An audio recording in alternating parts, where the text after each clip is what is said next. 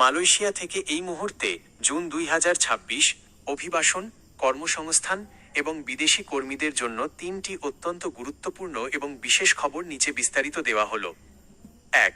1 June 2026 থেকে কার্যকর হল নতুন এক্সপ্যাট্রিয়েট ও এমপ্লয়মেন্ট পাস ইপি নীতিমালা।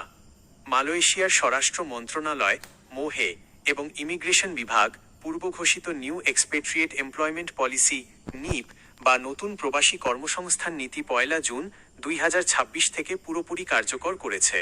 এর ফলে এমপ্লয়মেন্ট পাসের ইপি জন্য ন্যূনতম বেতনের সীমা উল্লেখযোগ্যভাবে বাড়ানো হয়েছে।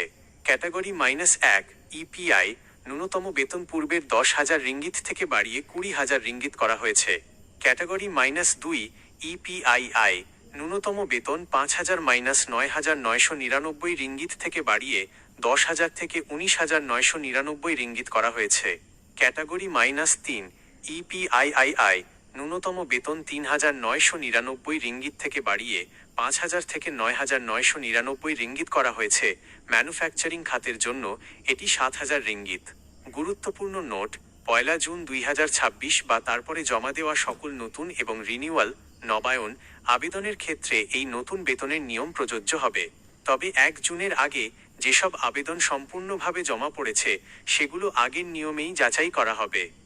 2.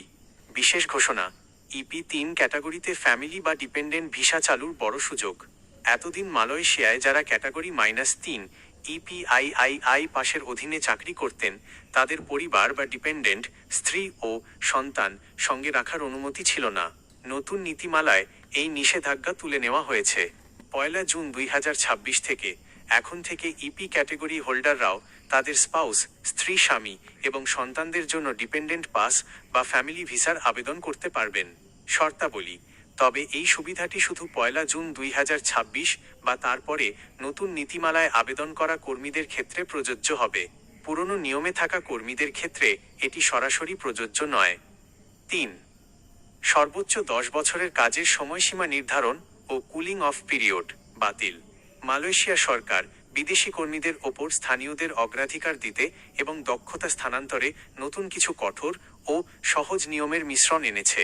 10 বছরের নিয়ম: ক্যাটাগরি 1 ও 2 এর কর্মীদের জন্য একই নিয়োগকর্তার অধীনে সর্বোচ্চ কাজের সময়সীমা 10 বছর নির্ধারণ করা হয়েছে, যা 1 জুন 2026 থেকে গণনা শুরু হবে। আর ক্যাটাগরি 3 এর জন্য এটি সর্বোচ্চ 5 বছর। তবে নিয়োগকর্তা পরিবর্তন করলে বা পদোন্নতি হলে এই সময়সীমার ঘড়িটি আবার 0 থেকে শুরু হবে। কুলিং অফ পিরিয়ড বাতিল।